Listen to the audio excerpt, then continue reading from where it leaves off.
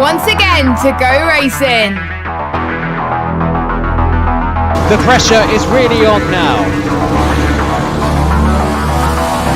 And it's pole position. And it's pedal to the metal. Go, go, go!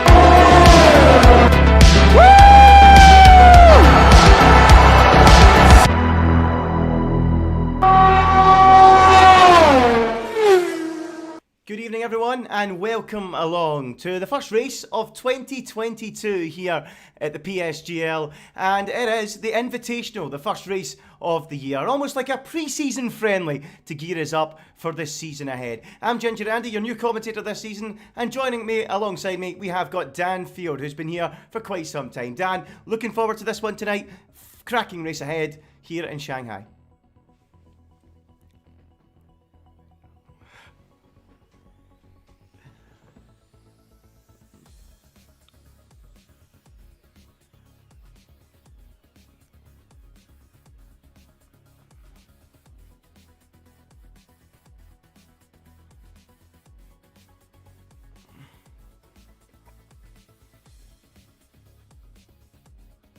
Well, that's what he'll be going to try and do, won't he? He's been in great form, of course.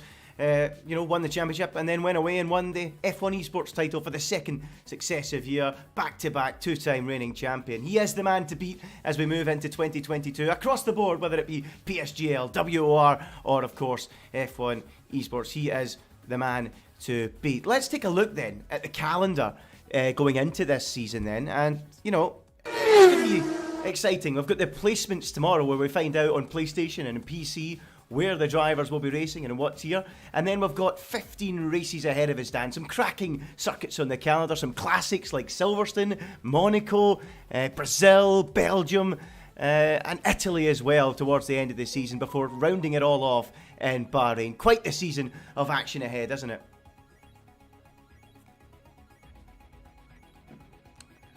Crazy in the chat. Sorry, there you go. You're not muted now. There we go. Finally, we're back into it. Yeah, I'm really looking forward to this calendar. There are some brilliant circuits that we are headed to. And, of course, Portugal, that's going to be next week on the 19th of January. I'm so excited for that one to roll around. And the rest of the season, it's just all so exciting. Yeah, very exciting races. Any track in particular you're looking forward to? What's your favourite to commentate over, Dan? I'm a big fan of Portugal, actually. New track on the calendar, big fan of it, and it really does provide exciting racing in esports. Well, I'm not too sure. You know what? I think what's a bit of an underrated track? I think Le Castellet, France, round number 4, 9th of February. I think that can provide some pretty damn good racing. Yeah, an absolute cracker. Let's take a look at the grid tonight then as well, and there it is. Exciting stuff ahead, packed with stars ahead of the season ahead. Jan Watmere, as we mentioned, the likes of John Evans, he's rising up through the ranks in recent times as well. Top driver, we've got Barry Buremand in there as well. Tomek Perez, he's up and coming. Wilson Hughes as well. Simon Weigang, some real top drivers. Alvaro Caraton, Yoni Tormala as well. Josh Idawa. Really strong grid ahead of the race tonight, and we'll be looking forward to it. And now let's take a look at the track they're taking on tonight here. And, well, it's not loading up. Come on, load up. Is it loading up for you? Don't know why it's doing that, but okay, never mind. Forget the track. We'll just jump straight into the broadcast. That wasn't working for me. Don't know if it was working for you guys at home, but the track map was not loading up. As we get into the action then, qualifying, short qualifying tonight, only short qualifying for this race tonight. That's why we're starting a little bit later. Usually the 7 PM time slot, but 8 PM tonight, only short qualifying, just to warm us up into the new season, Dan. Yep, of course we'll be using the three-stage format when it gets to the actual season. Round number 1, which is going to be next week, we'll be going through 18 minutes, then 15 minutes, and then the final 12 minutes. All of those rounds, you're eliminating 5 drivers, but qualifying has started. We've got most of the drivers out on circuit at the moment. One of them I'm watching, he's just begun his lap. It's Joni Tormala in the AlphaTauri, of course, F1 esports veteran at this point, competing since 2017 in the heyday really of F1 esports, and I'm really excited to see what he can do. He had some standout performances like at Netherlands last season in season 29, and I'm really excited for what he can produce. Yeah, looking very, very strong. What can he provide out there early on the medium tyre? Of course, no sign of anyone on inters today in qualifying. We sometimes get that in the Q1, Q2, Q3 format when the driver's trying to save a set of tyres, do that first run on inters. No sign of that so far, although Simon Shooter is out there on inters. But Joni Tormala then attacking this circuit, and what a circuit it is. It's one of my personal favourites. I know a lot of the drivers, generally speaking, and a lot of people are not a big fan of Shanghai, but I like it. It really does reward a smooth driver through that first sector. Makes it smooth. One tidy input into turns 1 and 2. Sweeping middle sector. And, a really long back straight where you can make plenty of overtaking. And Dan, into this corner here where we watch Joni now, that is probably where the bulk of the overtaking is going to be done, isn't it? Oh yeah, absolutely. Right at the end of one of the longest straights on the F1 calendar. It's certainly going to be some spicy moves going through there. Of course, I remember all the way back to 2018. Of course, around this circuit, at the time, my favourite driver, Daniel Ricciardo, he had, it was 2018. It was one of his best races, so hopefully we can see more performances like that from some of these drivers. The first lap's just come in from Joni Tormala. It's a 1 minute 31.7 flat exactly, so I'd imagine drivers on the soft compound tyre, they'll be besting that lap, but I'd say already that's pretty impressive from the Finn. Yeah, getting out there nice and early and putting a banker on the board. So a really good start from him. Speaking of bankers, straight out of the blocks goes John Evans in the Mercedes, some 6 tenths quicker than Joni Tormala, which is what you would expect on a set of soft tyres. Simon Weigang now crossing the line, the German driver, 1 minute 30.296 to go second quickest. Who else we got out there on a quick lap at the moment? What about OMG at Speed Barry? I like it. A tribute to Joe perhaps there? What do you think, Dan?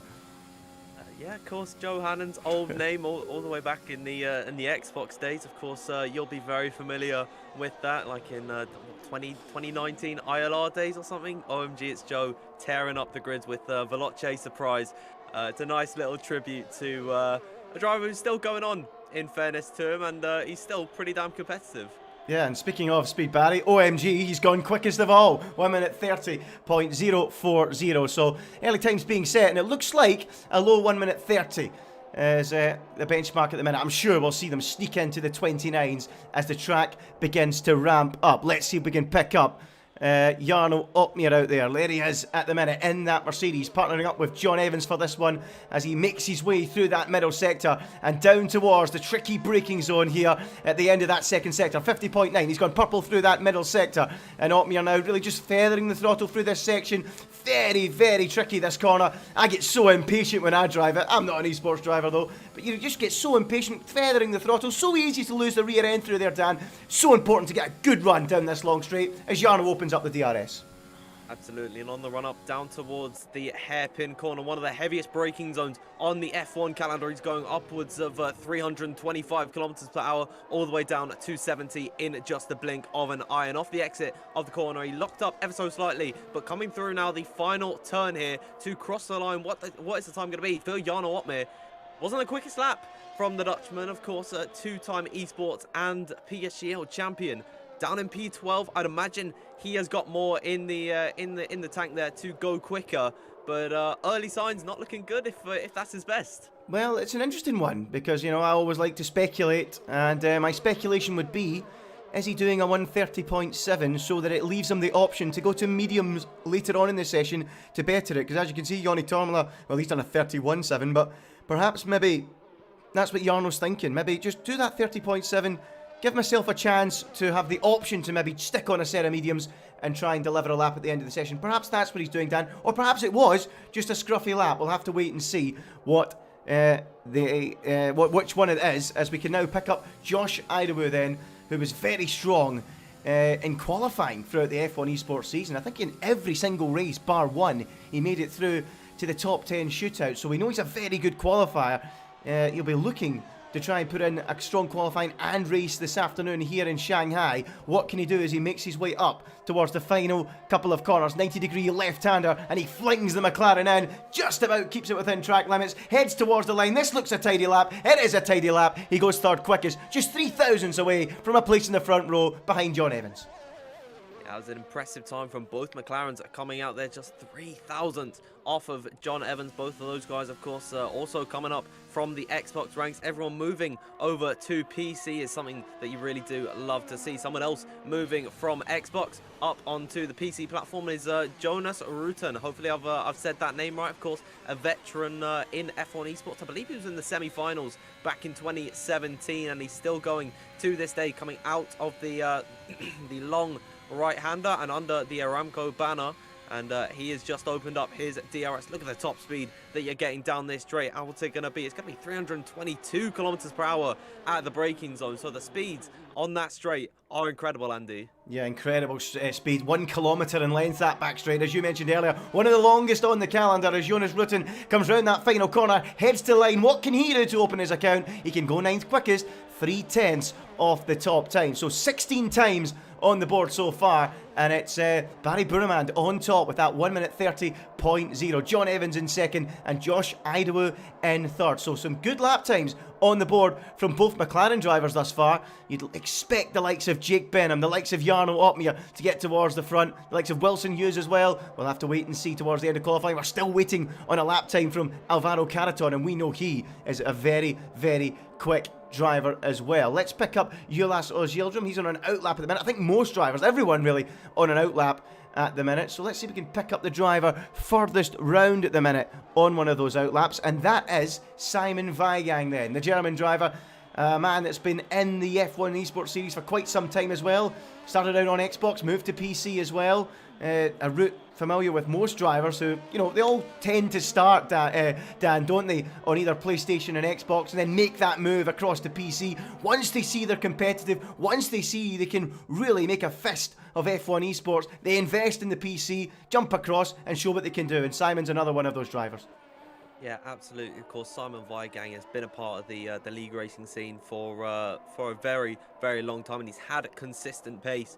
Been in esports for quite a good few seasons now, and I'd imagine he's going to still be looking to partake in 2022. He's coming through the first sector on his lap, and he's found just half a tenth of an improvement on his previous best. Currently, he's on a 1 minute 30.296, so that in itself is a very impressive lap. He's got no traffic really in front of him either, so he could be in a very good position, of course, especially through this second sector where if you get caught behind another driver, the dirty air is really going to affect your downforce. It's going to be really difficult to carry as much speed through the corners, but coming through the second sector split, he's just about 1.5 tenths up into the final sector, Andy. Yeah, looking pretty strong here is Simon Weigang with 7.5 minutes to go in qualifying. Could be a lap time threatening the front row of the grid. If it could be a very special final sector, he may even be able to put that Alfa Romeo into top spot as a German driver heads down that back straight. DRS wide open then as he spots the braking point just after that 100-metre board and then sweeps in to the hairpin. Then not using all the track on the exit. Don't want to get on that curb, might reduce your traction. Open up the corner as best you can and then fly into that left-hander. Simon Weigang up to the line. What's it going to be? He goes quickest of all. 1 minute 30.006. A fine effort. Behind him on the road, the Scotsman Wilson Hughes goes third quickest, and then Simon Shooter behind that goes P9. So plenty of laps coming in. Is that Chanakinchi coming next? Yes, it is. And he goes sixth. A flurry of lap times coming in. Absolutely, we could see another one coming up from OMG. It's Speed Barry Burmand representing McLaren today. He is improving on his previous best, and he will be the first driver, unless anyone in front of him can say otherwise, to go into the 1 minute 29s of McLaren coming through the final sector, flinging it into the final corner and out on the exit. Little bit of a wiggle, and I think he's just about invalidated that one there, but it was a 1 minute 29.912, so he was on for the sub 1 minute 30, but it just went adrift right at the final corner. Yeah, it sure did. Didn't quite go to plan for him. Perez now. He's coming around the final corner, and this could be threatening pole position. It could be pole. It is. It's the first man into the 1 minute 29s. Perez, the Polish Eagle, soars into the 129s, and he goes P1. Super effort from him. Simon Vagang drops to second, and we're going to see the lap times continue to tumble throughout the session. That's one thing for sure. Jan Watmere, he's out there again, and he is on the soft compound tyre. He's currently 18th at the minute, needs a big improvement with 5.5 minutes to go. He flies into the final corner, the rear end sliding there for the Dutchman, up to the line. Where can he go? He's still down in 16th place.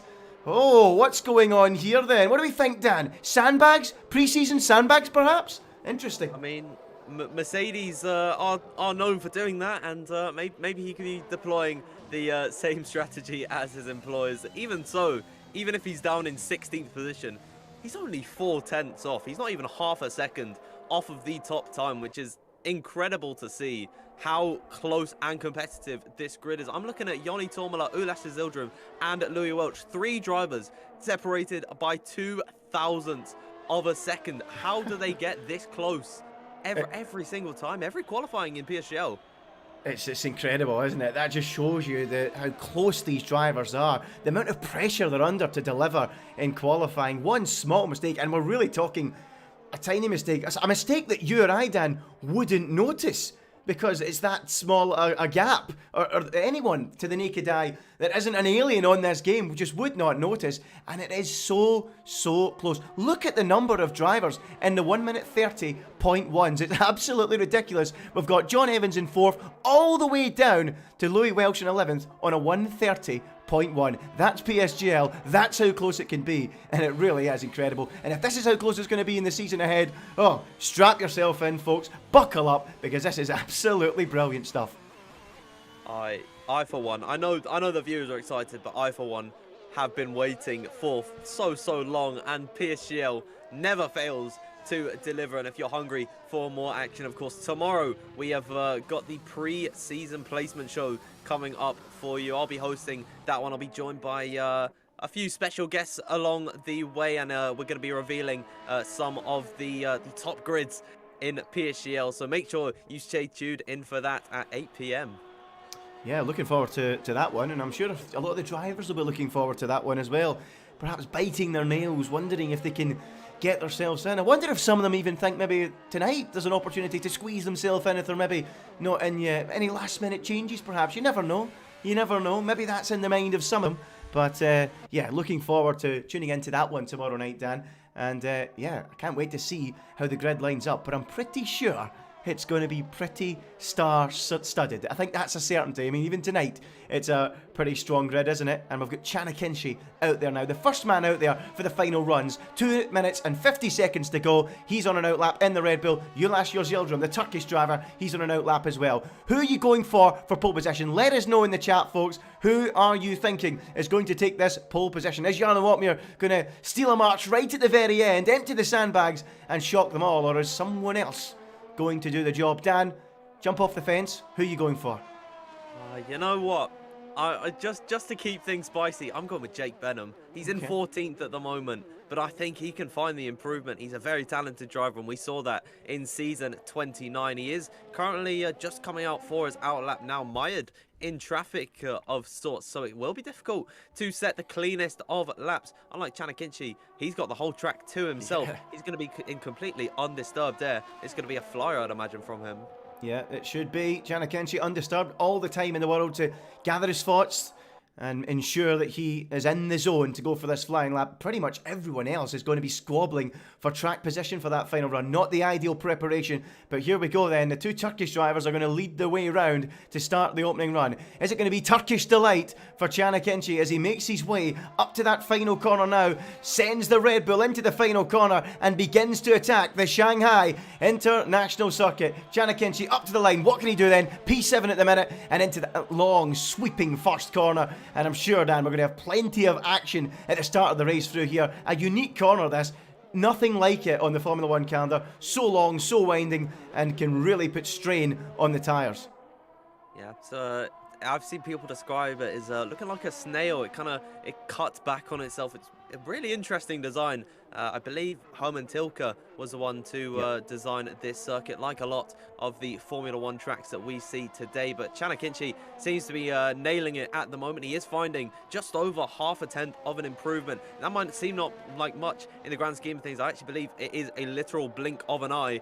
But in Formula One, it is everything, and just about to come to the second sector split line, Chanakinchi has found even more. He's just 5,000 shy of a 10th improvement on his previous best, and this could see himself up ahead of John Evans, who is on an outlap at the moment. But Chanakinchi, he's looking really good into the final sector, Andy. Yeah, he's looking pretty good for a top 4, perhaps top 5. We'll have to wait and see. As things stand, obviously there's going to be plenty of drivers improving behind him. So it was a 50.7 up to that middle sector. We saw Simon Weigang earlier on in his effort to go into the front row do a 50.6. So he's around a 10th shy of around that time up to this point. We need to be a very special final sector if he wants to get into the top 3, I would think. So perhaps you're right, maybe aiming for John Evans, and he's gone a little bit wide and he's really ruined the lap. That's a disaster for Chanakinchi, and he doesn't have time to go again. So it's gone all wrong for him. So we'll need to keep an eye on the next man over the line. So who's it going to be? Is it Jake Benham, perhaps? No, it's the other one. Is it Alvaro Canaton? Sorry, Tomek. Yes, Tomek, who is currently P1, and he's coming up to the line now, really sliding the rear of the car. Is he improving even further? No, he lost time in the final corner. It didn't go to plan for him. Here comes Wilson Hughes now. He goes up to second fastest. Great time from him as we wait to see who behind is improving on their laps. Simon Weigang, I think, is about to cross the line here, and he is improving by quite some margin. He's lost it in the final sector, but what about Benham? Barry Burmand in the McLaren as well? Jake Benham coming up to the line, 30.1. He's only gone 11th quickest, so let's go and find Barry Burmand then. He's absolutely flying. He's nearly 2/10 up on his previous best after the first 2 sectors. This could be well into the 1:29s for Barry Burmand as he makes his way into the final corner, heads to the line. Is he going to blow them all away in qualifying? He sure is. 2/10 of a second. Barry Burmand goes quickest of all.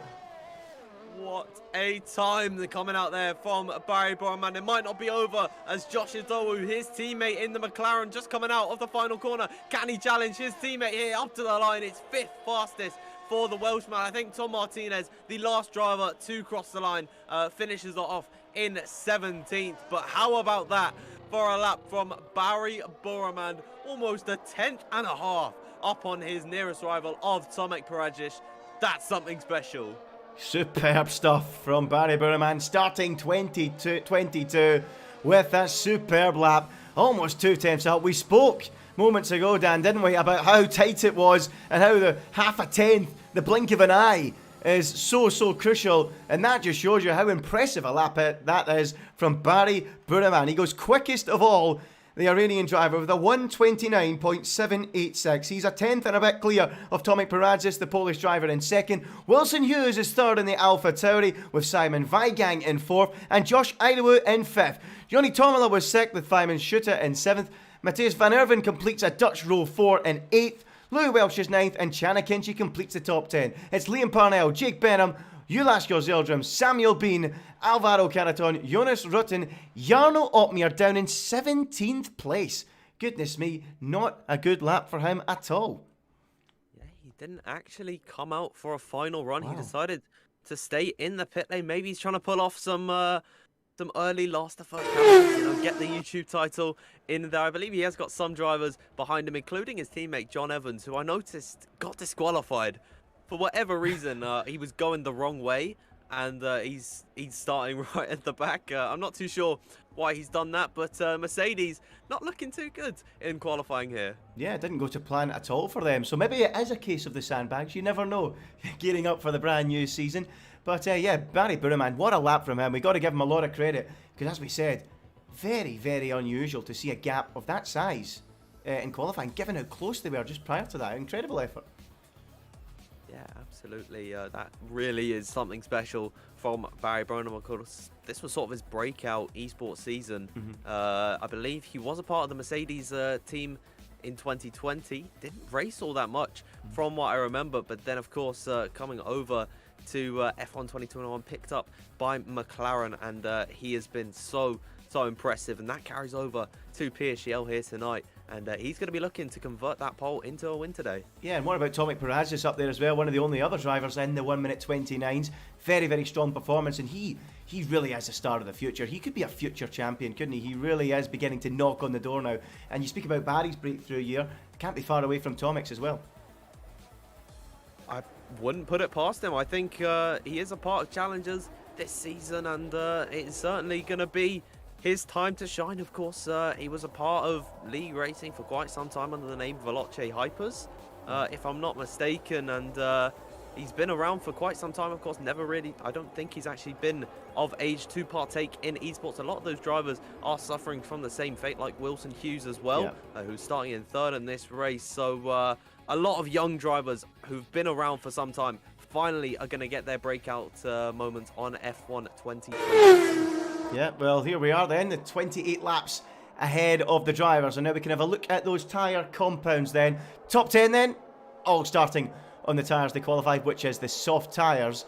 And interesting, Dan, we've got a bit of a mixture in the bottom half. We've got Liam Parnell, Jake Benham, Ulysses Zildrum, Samuel Bean on the mediums. Alvaro Caraton's gone for the hards, Jonas Rooten on the mediums. And we've got Jarno Otmir, Dylan Warren also on the hards, with Tom and John Evans on the mediums. So a real mixture of strategies. Almost suggests to me that some of these drivers wanted to be outside the top 10. Hard tyres, interesting choice.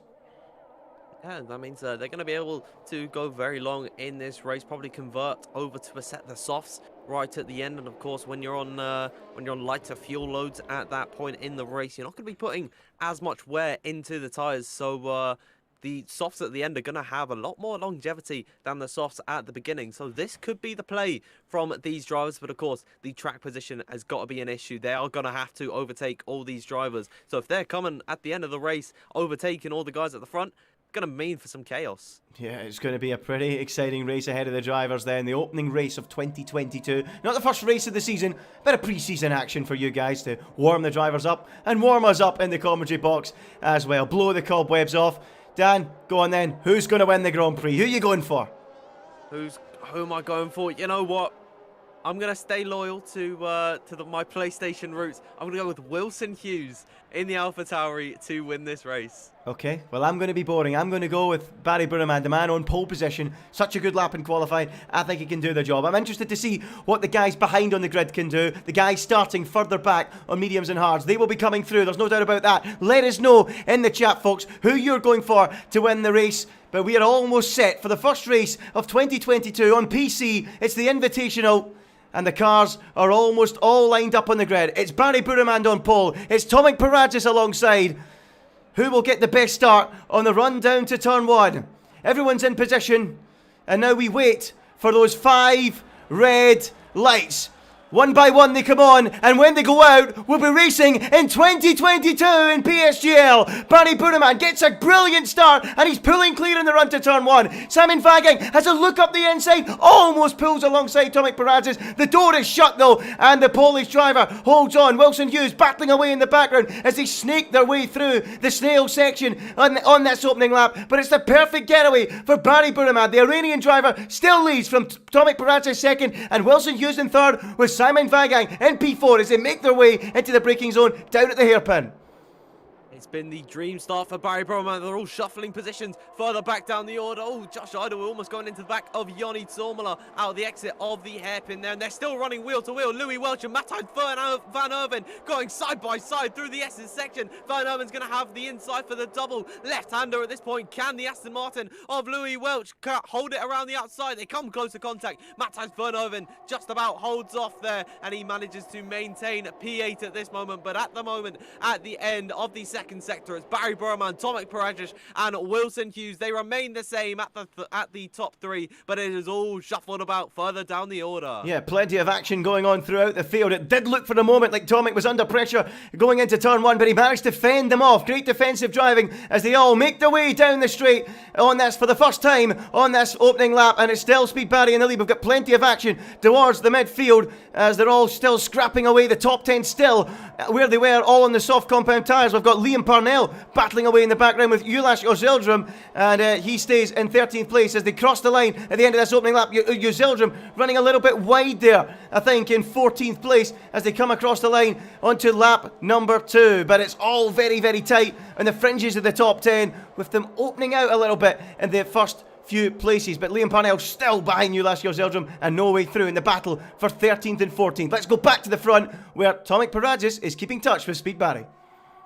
Absolutely, Barry has been reeled in ever so slightly by the Polish driver. I believe it was like 6/10 off the start of the start of the final straight, but of course Perez has been able to reel him back in, close that gap to about 3/10. No DRS, of course, until 3 laps into this Grand Prix. We're on the second lap at the moment, so next time by, they're going to get their first taste of DRS down that kilometer-long backstretch there, as Perez gets a little bit squirmy on the curbing there, but he's managed to hold on, and he's keeping in touch with Speed Barry, and he's pulling along the rest of the grid. I'm noticing just coming out the pits at the back as well, John Evans, he's not having a good race. 47 seconds back from Dylan Warren. Yeah, not going well at all for John Evans. A disastrous for both start to the season, or well, to 2022 for both Mercedes. And here comes Tomek Perez in the slipstream behind Barry Burman. He's pulling alongside in the Alpine, and he's going to go into the braking zone and make that move into the hairpin. The fans are on their feet as Tomek Perez moves through into the lead at this Grand Prix. It's only taken him a lap and a half, and he's got the job done. And he's coming straight into the pits.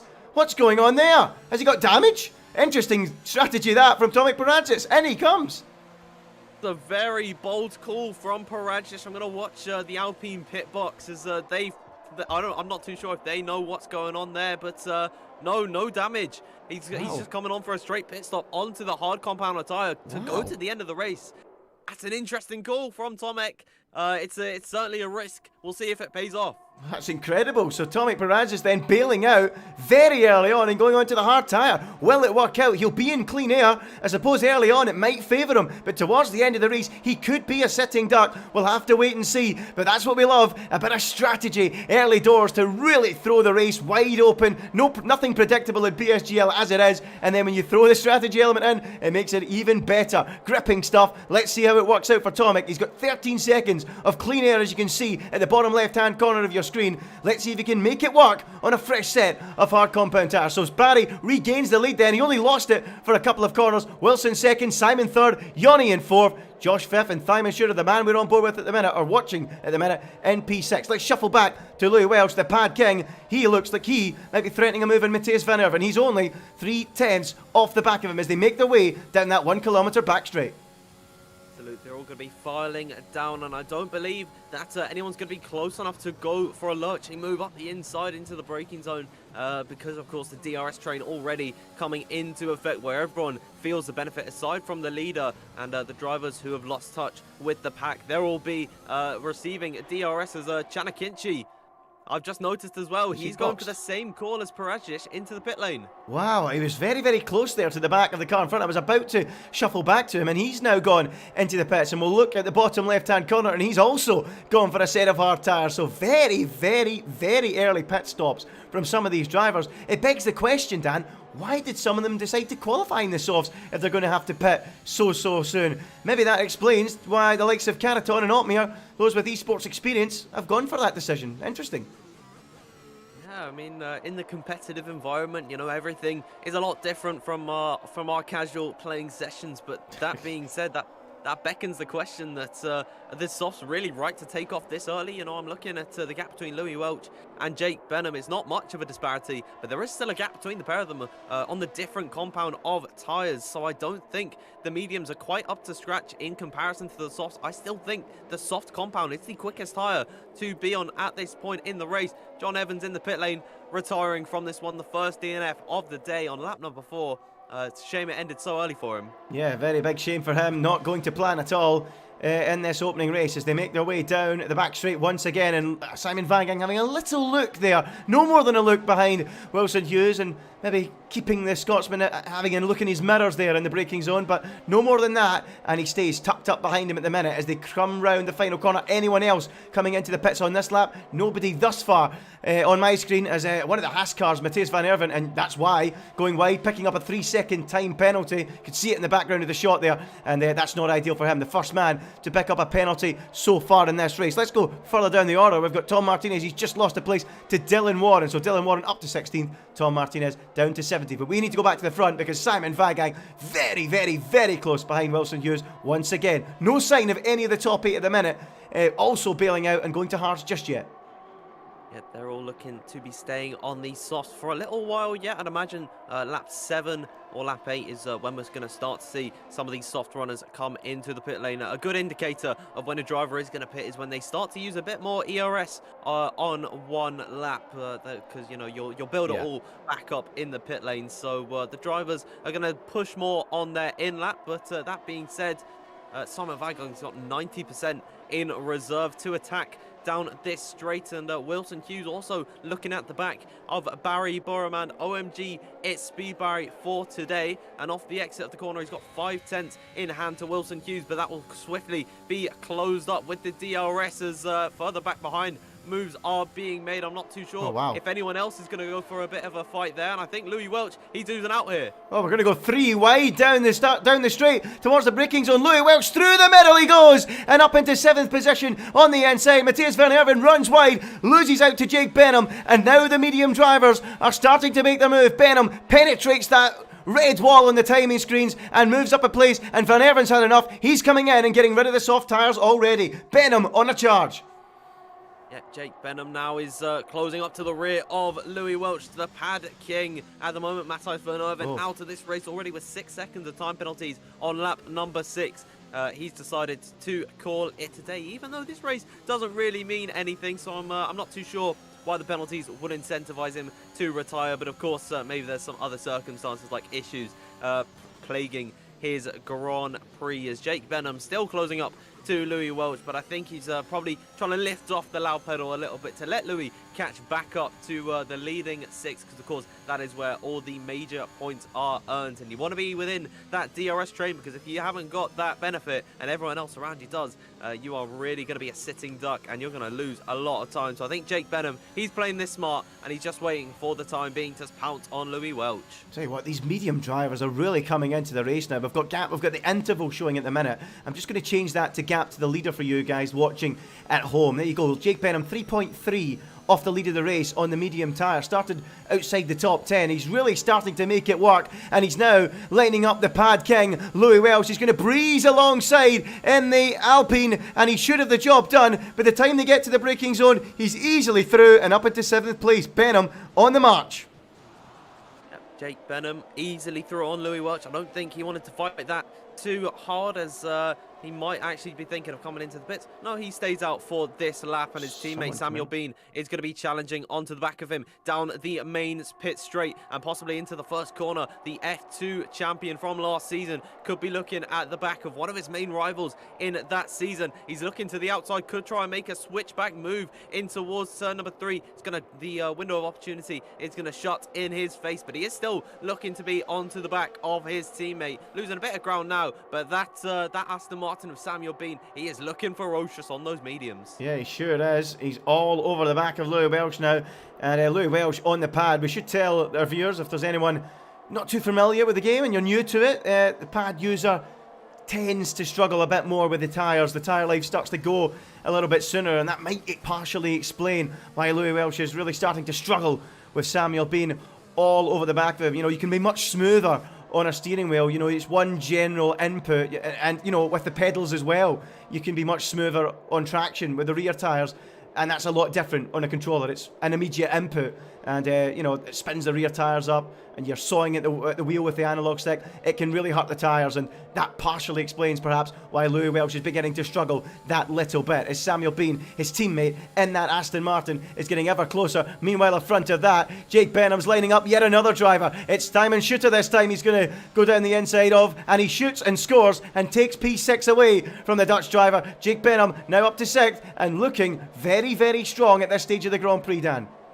Yeah, that's another position sniped by him. I believe Joni Tormela, the first of the top 6 to now come into the pit lane, aside from the likes of Tomek, Perez and Chanakinchi, who've pitted earlier on in this race. Now those softs are already going to be starting to feel the wear, so I'd imagine that they are going to they're going to take off that set and go on to the mediums, actually, for both Joni Tormela and Louis Welch. So that could be hinting at a 2-stop race today is what I'm thinking here, Andy. Yeah, well, I'm just going to jump on board with Joni Tormela right now. There you go, 5 seconds off the back of Tomek Paradis then after the pit stops then. We know Paradis came in early, very early, for those hard tyres. And Joni Tormela has got 5 seconds to make up, but he's on 4-lap fresher mediums and he's on the faster, grippier, softer compound. So let's see if he can close that gap up and see if he can make it work. It'll be an interesting final few laps, that's for sure. It's all shaping up very nicely indeed, isn't it? Absolutely, of course. It is a long race. You know, they've got about 45 minutes of action to get going, and we're only in the first 8 laps of this race. I think Jake Benham is looking to snatch another position. He's right on the rear of Josh Idawa, and off the exit of the corner, Xbox pulsing through the veins of both of these drivers, and down the straight they go. Josh Idawa's got a better run, but closing in the slipstream is Jake Benham. He might need to go for a Hail Mary, send up the inside into the braking zone. Jake Benham in the Alpine goes deep on the brakes. Idawa could try and get him on the switchback, but it hasn't worked out. The grippier medium tyres at this point go ahead, and they're all coming into the pit lane. That's going to unleash Jake Benham into some clear air. He leads this race as all Williams car of Ulash Zildrim, I think that was, almost spinning off in the back around there, but he's managed to hold on to the car. Excellent stuff there from Jake Benham. He gets the job done. He's almost pushing the McLaren in front through the horseshoe section at the end of this, at the start of the third sector. Such was the difference in traction and grip. But now we really need to try and pick up Tomek Paradis. Is he ahead of these guys? Of course he is. He's well ahead of them on those hard tyres, and the chase now begins. Already Joni Tormela down to 3.6 seconds. He's absolutely flying, is Joni Tormela. Look at that.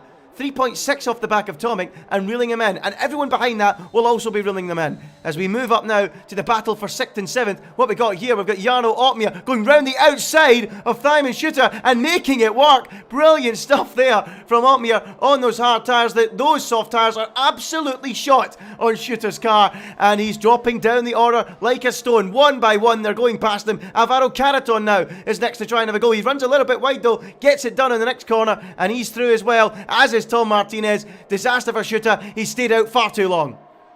Yeah, of course, his teammate Simon Weigang pitted on the lap. He intended to come in, and that meant Simon Shooter couldn't double stack, and he had to stay out at least one more, and he is really feeling the pain because of that. He's lost a number of positions on this lap, 3 to be exact. He was ahead of Otmir, Caraton and Martinez. He's lost all those positions. I think Dylan Warren as well is looking to try and make the move on Simon Shooter, but no, he knows he wants to pit at this point. There we go, the the Alfa Romeo pulls into the pit lane, and that is going to be the final soft runner off of that compound. Of course, pitting later is going to be victim to the undercut, but he is going to have the freshest tyres out of anyone towards the end of this race, so there is a saving grace for Simon Shooter, and despite losing all that time, he's got the opportunity to pick it back up as the fastest lap comes out from Joni Tormela. He is really catching Paragic at this point. Yeah, he's absolutely flying, isn't he? He is going like a steam train. That's 2.5 seconds in 2 laps or so, really beginning to reel in Paradis, and if he's doing that, you can bet your bottom dollar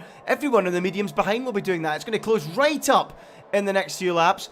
Let's see how that strategy pans out. Can they make it work? How long can they take those mediums? I think the good guide of that will be what the guys in the top 4 can do. Can they go right through to, what, around lap 18, something like that? Lap 19, and go into Senesovs? Tall order. We'll have to wait and see as Jarno Otmir now begins to line up Ulash Yozildrim. He's right behind the Turkish driver. Are we going to see a move this time round down this long 1 kilometre straight? Dan, it looks pretty likely. Yeah, I'd imagine so. Yozildrim doesn't have any DRS to play with, and I think, yeah, he's weaving just to signify to Otmir that he is not going to fight this. That's what I imagine it is. Yeah, he's even sub 10% on the ear, as you can see the blinking red lights on the rear of the Williams. Jarno Otmir slips through, and I'd imagine Ulash is going to play the team game with Alvaro as well down this next straight. He'll allow for his teammate to go through the quicker 2 drivers on circuit at the moment behind him, and actually, he's close to Jarno Otmir. and he's gained time on his teammate of Caraton. So I don't think this time by he's going to be letting him through, and he's just going to sit behind Otmir, probably try and save some of that ERS. Well, he's only on 13%, which is not enough to fight with. Yeah, and look at these fastest laps coming in, one after the other. Tormala, Barry, Wilson Hughes, all punching in big lap times. And let's go on board then with Joni Tormala. He can almost see, well, he can see Tomek Perez. That blue dot he saw in the distance a few laps ago is now a giant blob in front of him. And he's only 1.3 off the back of him. And this group of cars within the next lap or so will be all over the back of Tomek Perez. I just wonder what the strategy is here. Perhaps there'll be a second stop coming from Perez pretty soon. Will it be a two-stop race? I don't know. It's just very interesting because it's not going to win in the race doing this strategy, is it? No, I'm not seeing it working at the end. Of course, those medium tires might need to come. Yeah, they just might need to. They might need to come in again for another set of the softs, but then Paragic as well. I honestly, I'm at a loss here. But Joni Tormala now does have the DRS on Tomek, and I'd imagine he doesn't want to sit behind for too much longer because he is the quicker car by quite some gap on Paragic, and he's reeling him in down the straight. He's looking a bit far back, but he could be certainly making the move into turn 1. Yeah, this is what we love to see, isn't it, here in PSGL. 11 laps into the Grand Prix. We've got absolutely no idea what the strategy situation is. Remember, folks, if you're just joining us, Tomek Perez came in after, what, 3 or 4 laps, was it? Wasn't very long, and stuck on a set of hard tyres and just binned the softs that he qualified on. Is he going to the end of the race, hoping that these medium drivers either have to stop again or their mediums will be shot by the finish? Or is he planning a second pit stop rather soon to catch them back up before the end? I've got no idea, but I'm looking forward to it. We've got such a mix of strategies. We had drivers starting on softs, we had drivers starting on mediums, we had the likes of Jarno Otmir and Alvaro Caraton who are still out there, as is Dylan Warren, all on the hard tyres. So we're going to have to wait and see which strategy wins out. But all 3 different compounds in use at the start of this Grand Prix, and that's what we love to see. Great action on the track and great strategic minds at play as well. It's brilliant stuff. Absolutely. Now, Joni Tormala has caught up to the rear of Perez by quite some way. He's just about half a second back from the Polish driver. It's not going to be much of a competition. Whether the likes of Barry and Wilson Hughes can also slip through on the Alpine, we'll just have to wait and see down the 1 kilometer long straight as Joni Tormala breathing on the neck of Perez through the one of the slowest parts of the circuit, and then you've got to be very careful on the throttle to not spin it out. Of course, these guys, they're professionals. They're going to do it with ease, and off the exit of the corner, here comes Joni Tormala for the net race lead at this point. He's closing to the rear of Perez. He hasn't got much ERS to play with, but I don't think the Alpine's going to fight this as now looking to the inside, into the braking zone. There goes Tormala. There goes Barry. And there's one off the inside of Perez. Slight bit of contact between the pair of them, and off the exit of the corner, I don't know. Tomek predicted that one there. He's given up the position. He's conceded to the Iranian driver, who's now onto the back of Joni Tormala, down in towards turn number 1. Perez losing out big there. That's incredible. Barry getting the elbows out and pushing Perez aside with no regard for his reputation at all. Incredible stuff from Barry. Tormala got the move done. Barry saw the opportunity and he went through as well, perhaps thinking he cannot let Tormala get a second away from him. He needs to stay within range, and that's exactly what he's done by getting ahead of Perez. Still at a loss at what the strategy is here, but we'll have to wait and see over the remainder of this race. We're not even at half-race distance yet, and we've had plenty of action. The net race leader is now essentially Joni Tormala, with Barry in second and Perez in third after the pit stops in front. Incredible. Absolutely, and I know everyone else, like myself, is at the edge of their seats in anticipation of how this race could turn out, as the woes might continue for Perez. He's got Wilson Hughes right behind him as well, but of course the Polish driver is going to have a nice healthy dose of DRS down the straight. It's whether the likes of Barry Bromand could attempt a move on Joni Tormala into the hairpin corner. We'll just have to wait and see. It all could end soon, as here comes Bromand closing to the rear of Tormala. Tormala's got no DRS to play with.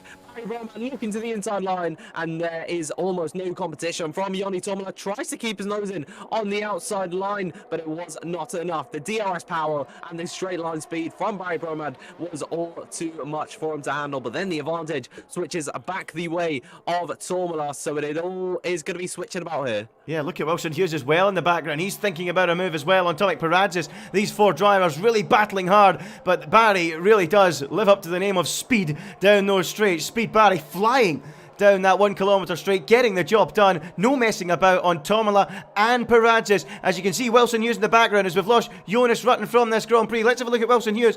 Is he thinking about a move? I thought he might have been. Not quite close enough on this occasion as they all make their way through the hairpin at half race distance. Speed Barry leading this group of cars as we still wait the pit stops of 5 more drivers. Samuel Bean is pitted after 13 laps and fitted a set of medium tyres. So 13 laps is what they managed on mediums. These drivers would have to do 18 laps roughly on the medium tyres to get to the end. Does that suggest perhaps a second pit stop from some of these drivers now? I'm not too sure at this point. You know, those mediums have shown quite a bit of longevity for the likes of Jake Benham and Liam Parnell. They're not losing too much to the guys behind, but even saying that, Jan Ortmeier is 2 tenths back from Liam Parnell, and Wilson Hughes 2 tenths back from Tomek Perez. He's using up some of his ERS here. The Scotsman on the straight on the back of the Alpine car, who's closing to the rear of Yoni Tormala. Perez defends. Wilson Hughes has to look to the outside, but there was no room at the end to go for a move there. Aggressive defense from Perez. Wilson Hughes really couldn't do anything about it, but into the final corner and off the exit of the turn. Can Wilson Hughes find an answer on the rear of Perez? Here they go into the first corner. Perez defending with everything, holding the inside line, switches it back to the outside, and he holds on to that position. He does not want to give up to Wilson Hughes. He doesn't want to submit, and that's the fight that we're going to be seeing throughout the rest of the season as a whole. Wilson Hughes getting also close to the back of Tomek Perez. He's heating up here, Andy. Yeah, sure is. Perez with a big slide at the rear of the car. Is Wilson Hughes going to try it, Ricciardo? He sure is. It's like Ricciardo on Bottas in 2018. Wilson Hughes muscles his way alongside, pushes Perez wide and gets the job done and moves into P8. And now look behind that. Louis Welsh now going side by side. The Padman pushes aside Perez. They bang wheels going through the high-speed section, and the Aston Martin moves into ninth place. Perez on the hard tyres being bullied aside by some of these drivers. Wilson and Louis finding a way through, elbows out. Great racing. Yeah, and that's the kind of stuff you love to see, the nitty-gritty stuff where the drivers don't want to back down from a challenge. And there goes at the front of the order, still yet to pit, Jan Ortmeier slips by on Liam Parnell, and oh my, Alvaro Carreton from a long way back doesn't want to lose touch with Jan Ortmeier. He slides up the inside of Liam Parnell. 3 esports drivers going hammer and tong, and Alvaro Carreton has sold Liam almost for a mug there. I did not expect that move to come out from the Spaniard, but he's made it work. Incredible. I mean, that's exactly like the move we'd just seen prior to that with Barry, wasn't it? Trying to get alongside and past Perez to stay with Yoni Tormala. He knew the pressure was on to stay with Tormala, and it was the same there for Carreton. He couldn't follow Liam Parnell. He needed to stay with Ortmeier. Didn't want to get out with a second, and that was why the desperate move came. It was a brave one, and it was a case of fortune favoured the brave for Carreton. Gets the job done and is ahead of Liam Parnell. And as you say, Dan, he mugged him and is up into 3rd position. Meanwhile, that was happening. Simon Vagang also found a way ahead of Tomek Perez, and he's up into 10th place. Surely these guys that have all overtaken Perez have got to stop again. But then again, Jake Benham still going on the medium tyres. He's making it work. So maybe there is encouragement for these medium runners. Yeah, and of course, this was at the start of the race that Jake Benham's had these tyres on for. I'd imagine he is going to start thinking of his pit stop soon. But those drivers, I think they can actually go to the end on the set of the mediums at this point, considering 15 laps on heavier fuel loads than what they're seeing at the moment. That is impressive from Jake Benham. So if they've got the tyre management, they're going to be able to go to the end. I think they're all trying to settle into a bit of a rhythm here. You know, Yoni's backed off from Barry, and, you know, Wilson Hughes hasn't made up much ground. So they're all trying to get into a rhythm here, savour these tyres for as long as they can so that they can fight right at the end of this race. Still no sign of a pit stop for Jake Benham then, so he's going to go on to a 16th lap now, and that increases the likelihood, as you say, Dan, of those medium runners going right to the end of the race. So Perez then is simply hoping they run their tyres into the ground and he can come straight back at them towards the end. That's got to be his game plan, but of course he's going to be on them since very early on in this race. But what about this? Jarno Ortmeier then, 2.5 seconds off the back of Jake Benham. What, are we going to expect both of those drivers to move on to a set of softs perhaps? Well, there's going to be a heavy chase coming from Jarno Opmeer if he wants to beat Jake Benham this afternoon. Can he catch him in the closing laps before the pit stops? It's going to be interesting to see. Absolutely. Well, he's not too far back from the Alpine car, as they are definitely going to be starting to feel the wear at this point, especially on those mediums. The same for Liam Parnell. We saw how easy the move was for Opmeer and Caraton. They just slid right past them, especially Caraton, going from a long way back, just having the superior grip on the hards with the better longevity. And I'd imagine these same, but saying that, Jake Benham's done really well to keep Opmeer at a consistent 2.3 second gap behind him.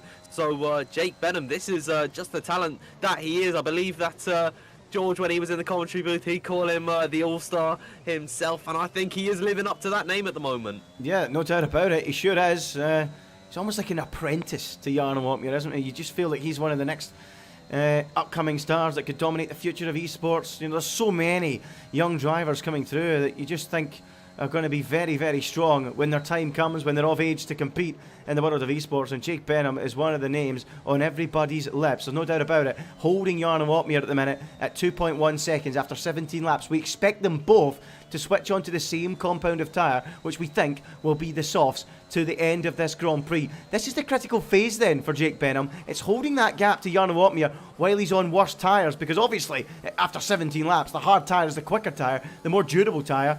Jake Benham will start to struggle. When the pit stop comes, he needs to ensure he's still got a decent buffer over Opmeer. That's got to be his plan.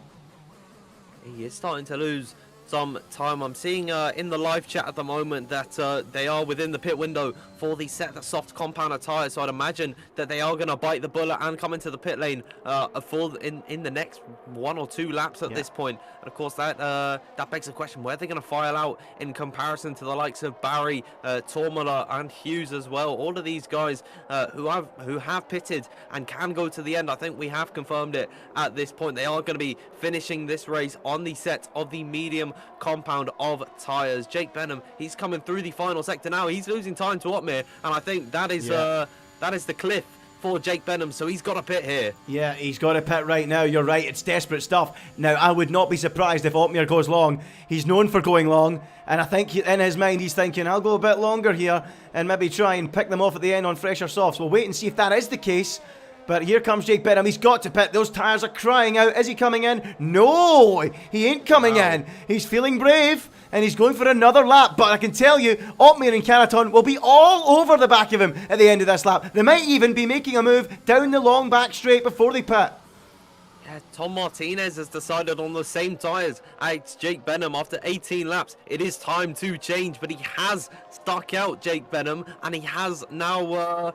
he's brought Opmeer within 1 second of him, and you can see how much more confidence the Dutchman has on the back of Jake Benham into the braking zone as well. The gaps are beginning to decrease, and Alvaro Caraton is there as well. Same story goes for Liam Parnell. He's dropped time to the 2 hard runners, so the mediums, they've got to come off. I'm not too sure what Jake's game plan is here, but maybe he's trying to hang in the DRS if he lets Opmeer overtake. I'm not too sure what's going along here, but yeah, it's got to be time, surely. Yeah, it will surely be time at the end of this lap. The question will be, will he go defending Jarno Opmeer so that he can stay ahead on the track? Will he go defending on this lap if they're both coming in? We'll have to wait and see, but it's all building up here. Opmeer, who's been playing the long game all afternoon, waiting for his moment, is now right behind Jake Benham on these hard tyres. He opens up the DRS now and is beginning to reel in the Alpine. Will he be close enough for a move into the braking zone? It doesn't look like it. Now the question remains, will Opmeer and Caraton go that little bit longer, or will they pit on this lap? Surely Jake Benham is going to make his way down that pit lane right now.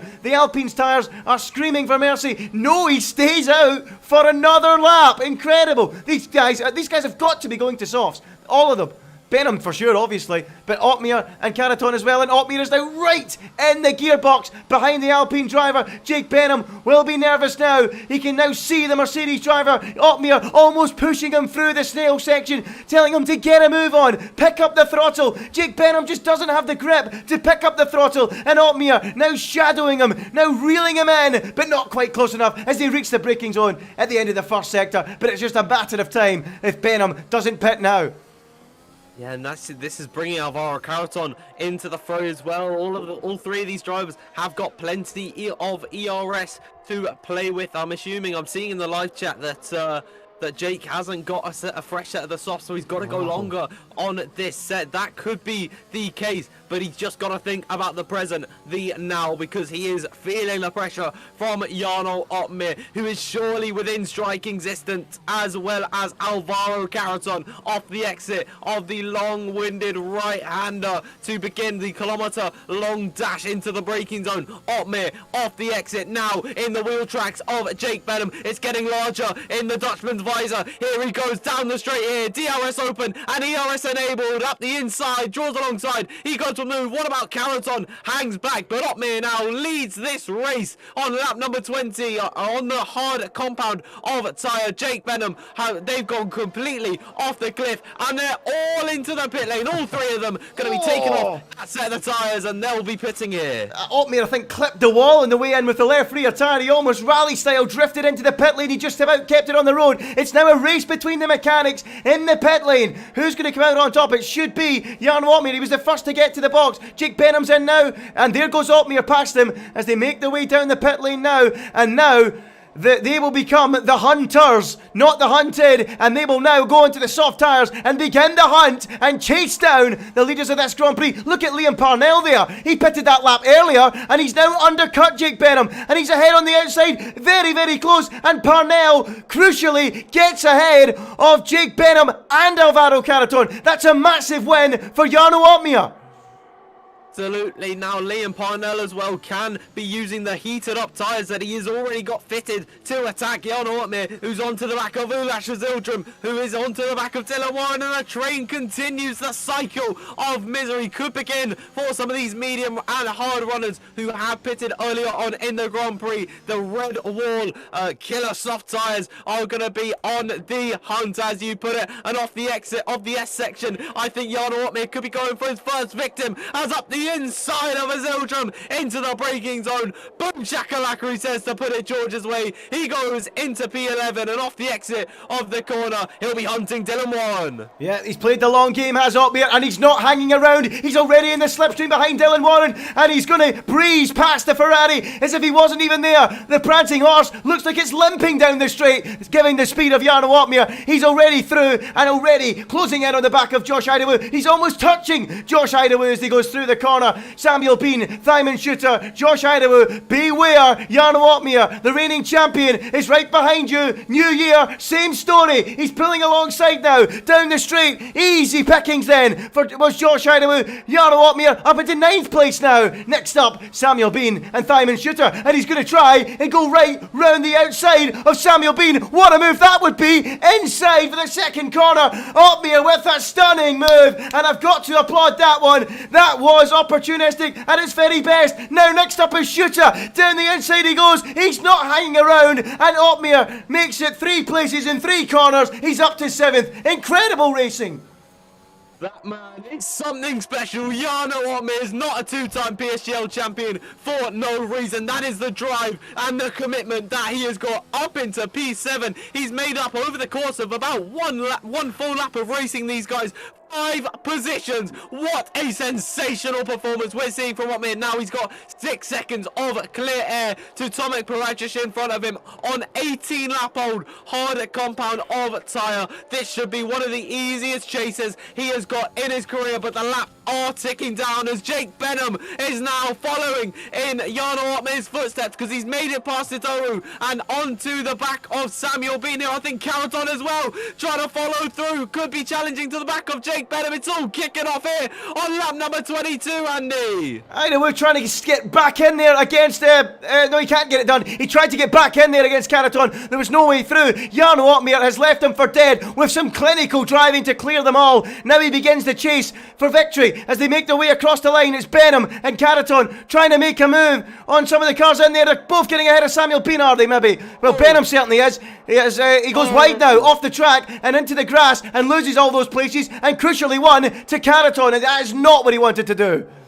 No, he went too deep. He tried to go for the double overtake. I'm losing my train of thought here as there goes Carroton on Samuel Bean, and indeed up the inside of Time Shooter.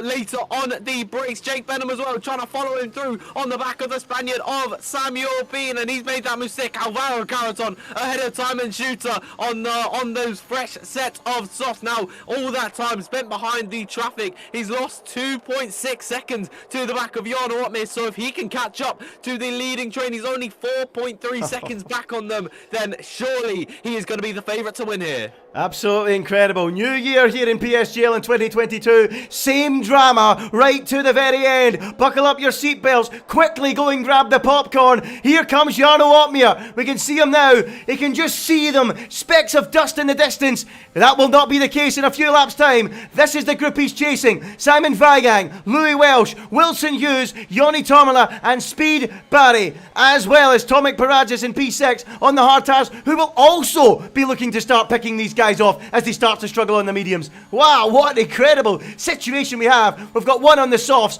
one on the hards, and 5 on the mediums, looking to hold on with the F1 Esports back-to-back two-time champion, hunting them all down. Who is going to come out on top here? It's one thing for Opmeer to catch them, it's another to pass them. 4 laps to do it, and he's got 6 cars to clear to pull off another superb victory.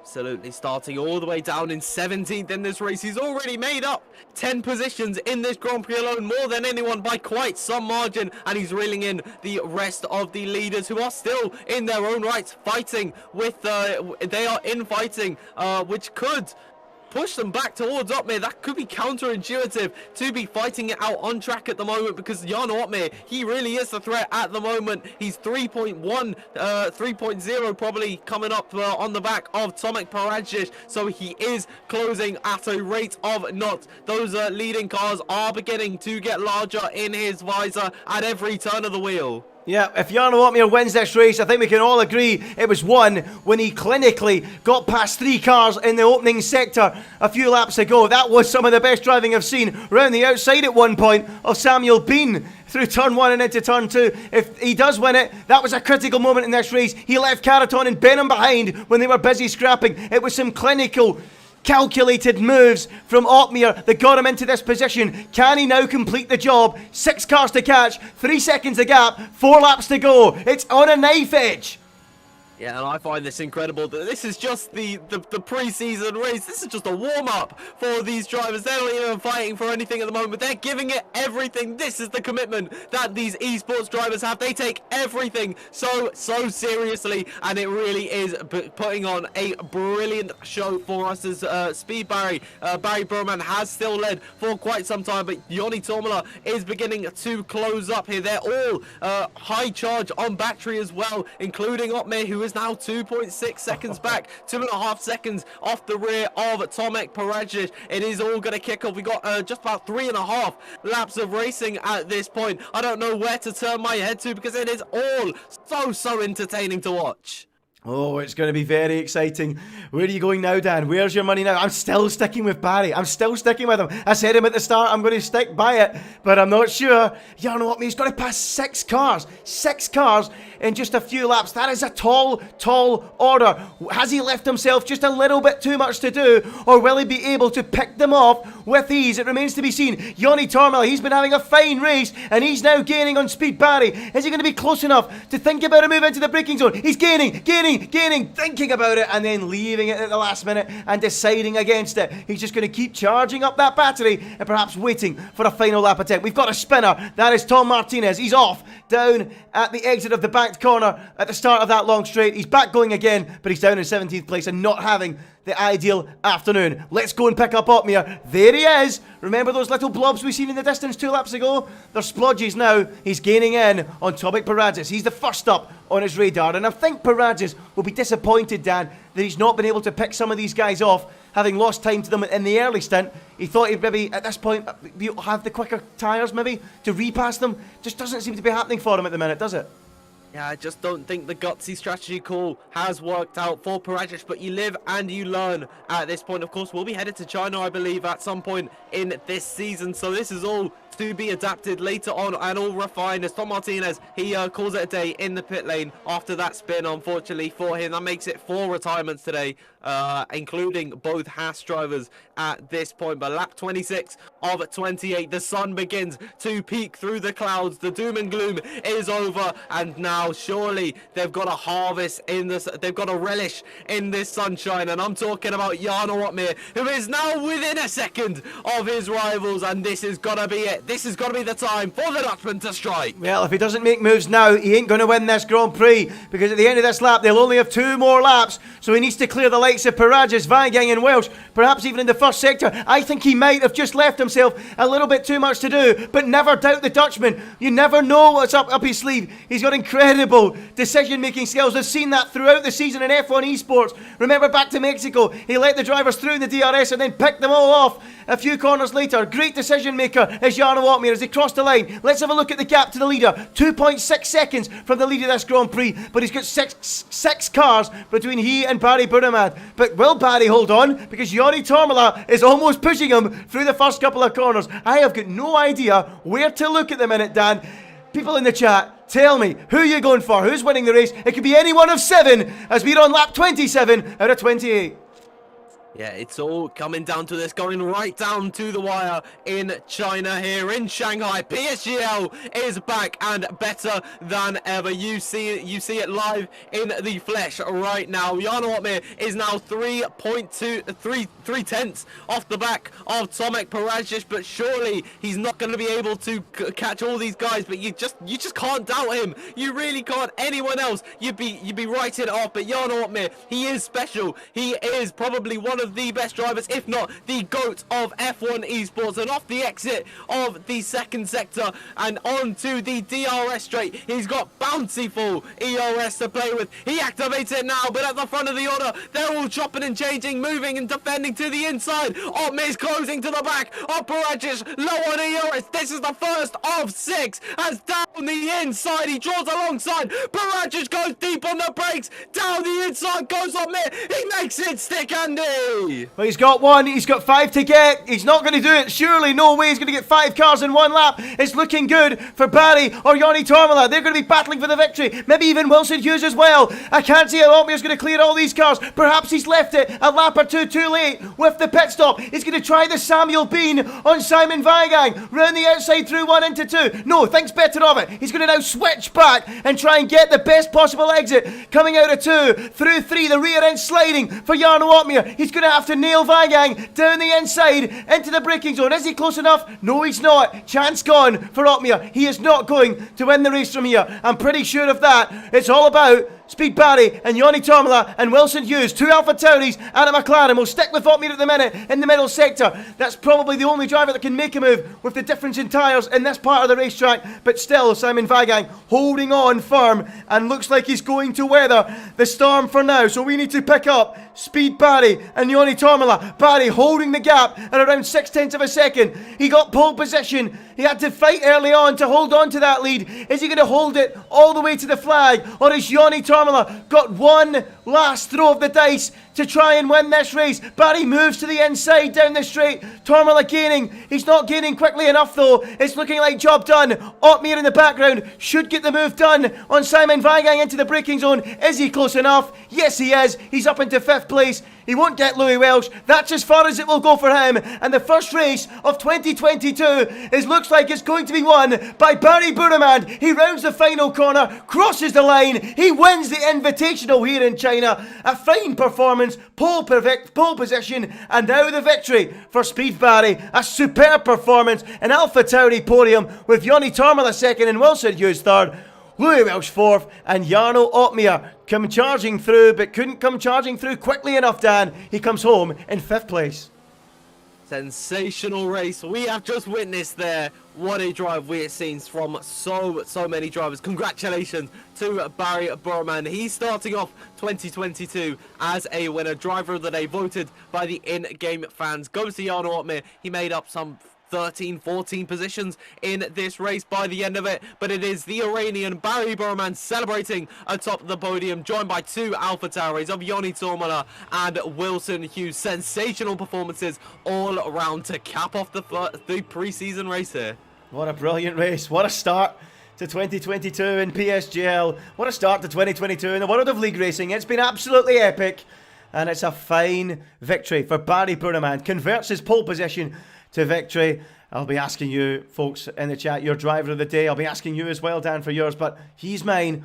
Barry, with a fine performance. Pole position and the victory. It was a great lap in qualifying too. Jonas Rooten, he impressed as well, coming through from 6th place to take 2nd. A fine effort from the Finnish driver. Wilson Hughes comes home in 3rd, the Scotsman, to make it a double AlphaTauri podium. Louis Welch, the Pad King, with a great effort in 4th, beating Jarno Opmeer to 5th, who just left himself a little bit too much to do from 17th in the grid. Perhaps could have pitted a little bit sooner. Simon Vagan came home 6th with Tomek Perez not making that strategy work in 7th. You live and learn, as you say, Dan. Alvaro Canaton in 8th with Simon Shooter 9th, and Jake Benham rounding out the top 10. Liam Parnell, he was 11th. Dylan Warren 12th. Jonas Rooten was 13th. That's where he started. Samuel Bean also finished where he started in 14th, with Chana Kinshi, the second of the Turkish drivers, in P15. Josh Idawa, he was 16th. A day to forget for him. Tom Martinez, he was 17th, and we had 3 retirees from the Grand Prix. Jonas Rooten, Matthias Van Erven, and John Evans, who just didn't get going at all. Didn't get going in qualifying, didn't get going in the race. A bad day at the office for him. So, let's have a chat then. Driver of the day, who are you going for, Dan? Who's your driver of the day? Are you going for Opmeer? Are you going for Barry Bruneman? What do you think? You know what? I think both of those drivers put in some great performances today. But I think we've got to talk about Louis Welch today. Yes, the only driver on the grid, on the pad, and he's converted that to P4. He fell way down the order when the tyres were really going off early on in the race. He managed to claw it back on at the end of this race, and he's taken P4. He's defended off the likes of Simon Vaegang, Tomek Perez, and Jarno Opmeer at some points as well. You know, it has been a pretty impressive race from Louis Welch there. Yeah, I think you're right. I almost forgot about Louis there, and how could I? Because it was a fine performance. You're absolutely right. And we spoke about it during the race, didn't we? Early doors, about how being on the pad, you're slightly disadvantaged by, tyre wear, especially in the race. It's not so much in quality, but certainly in the race. And to come home in 4th place, against a field of that quality on the pad, it's just incredible. And I always hark back to this, Dan, and I'll say it again. It just goes to show, for anyone new to the world of league racing, esports, you don't need a PC. You don't need a £300-500 steering wheel. You can race on the pad, and if you've got the talent, you can compete against the very best. And Louis Welch has shown that once again. He flies the flag for all the pad users, and fair play to him. He's actually had a few messages. I think even a Reading footballer messaged him recently, asking him about how he's so quick on the pad, to try and get some tips and hints. So there you go. That's how well respected Louis Welch is. So fine performance from him. Another contender for driver of the day. So is that who you're going for, Dan? You going Louis Welch for driver of the day? I think I'm going to go with Louis Welch, of course. I got to give mentions to the likes of Wilson Hughes as well. Of course, competing in challenges in the AlphaTauri. Coming, I think next week is when it starts. He's put in a very impressive performance against some established esports veterans like Barry Bruneman and Joni Tormala. So I really do think he's got to get some credit today. Yeah, of course. And going into that challengers next week, there's so much talent. Perez as well, going into that. Benham, Evans. I mean, there's so many young talents coming through, and they're really starting to take it to the established team of esports drivers. And I'm looking forward to that as well. It's just 2022. I just think it's going to be a great year for league racing, a great year for esports in general, whether it's challengers or the esports series itself. It's going to be epic. And what a start, Dan, and what a way to open up 2022 here at PSGL. And really exciting stuff. Just so competitive, so close. I mean, we spoke about it in qualifying, didn't we? We had cars, 7-8 cars within a tenth of a second at one point, and then the race we had 7 cars all in a line fighting for the victory right to the checkered flag. And I just expect more of the same throughout the season. And you must be looking forward to tomorrow night for the placements. I mean, let's have a look at that again, the calendar and the placements coming up. There you go, number 4 on the pad there. Placements tomorrow night. It's going to be very interesting seeing it tomorrow to see how stacked the PSGL grid is. I mean, it's pretty stacked tonight.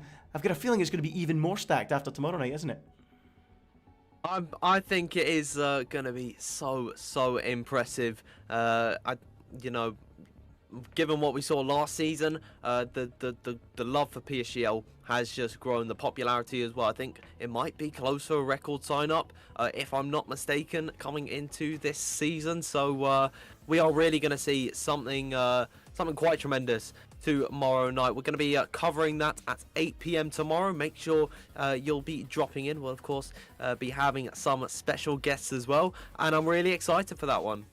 Yeah, it's going to be absolutely epic, and I can't wait to see how the grid lines up, and I'm sure everyone watching can't wait to see it either. It's going to be an epic grid, an epic year for PSGL, and there's a look at the calendar again. We kick things off a week today in Portugal at Portimao, a fantastic circuit. Then a week later we head to Silverstone for the British Grand Prix, and then a week after that Monaco, France, Hungary, Austria, Saudi Arabia, Belgium, Netherlands, Brazil, Mexico, Singapore, USA, Italy and Bahrain. A really mouth-watering calendar, Dan. I mean, there's not one bad circuit on the calendar, is there? I mean, all tracks provide an opportunity for exciting racing. I'd say Singapore's the only one that's really difficult, Monaco too, but Monaco you've got to have. It's the jewel in the crown, isn't it? But yeah, a really dynamic calendar, lots of different types of tracks, and plenty of opportunities to go racing, isn't there? Yeah, absolutely. Of course, 15 rounds for these drivers to duke it out, and we've seen some impressive displays coming out tonight of drivers we could be crowning champion later on in the season in May time, April, May time. You know, one of these guys driving tonight could be our future champion, whether that's someone new or it could be Otmir going for his third in a row, really trying to establish the Otmir era of league racing. So it is all just a world of unknowns, but I think they're all going to be positives. Yeah, absolutely. I think we've warmed up really well tonight, Dan. I think it's the perfect way to get us started, to give everyone tuning in the appetite, get us all, blow the cobwebs off after Christmas and New Year. And yeah, I'm feeling fresh, I'm feeling ready for an exciting season ahead. So be sure to join Dan tomorrow night for the placement show, and it should be a cracker as well. And be sure to join us again next week. No sign of any drivers looking for interviews at the moment, so I think we're going to call it a day there. So thanks very much for joining us for the first race in 2022. It was Barry Buramand that had his say. He came out on top, got the victory in the pre-season race. Can he keep that form going as we head to Portugal next week for the opening round of this 15-race season? It's going to be exciting. It's going to be dramatic. Be sure to join us then. That's all for myself, Ginger Andy, and Dan as well. And we will see you again next week. Bye-bye.